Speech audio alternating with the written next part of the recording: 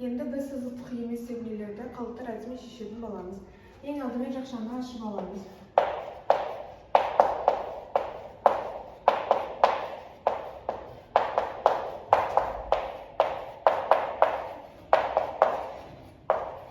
Және бірдей ұқсас айнымалыларды бірге біріктіретін болса,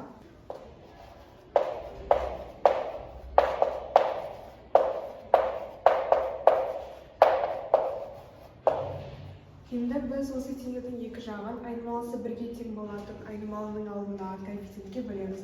Бұл бізде 3. Яғни біз x-ті 3-ке бөлгенде қалдық 0 деп аламыз. 3-ті 3-ке бөлгенде қалдық 0. Ал 2x квадратты 3-ке бөлгенде қалдықта болу үшін ең алдымен біз x квадратты табамыз. Ол бізде 1 қалдық болып табылады.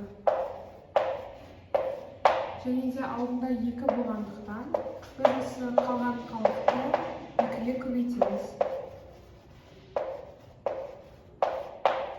Y квадратты да 3-ке бөліп, оның қалдығын табайық. Сонда бізде қалдық 1 болады.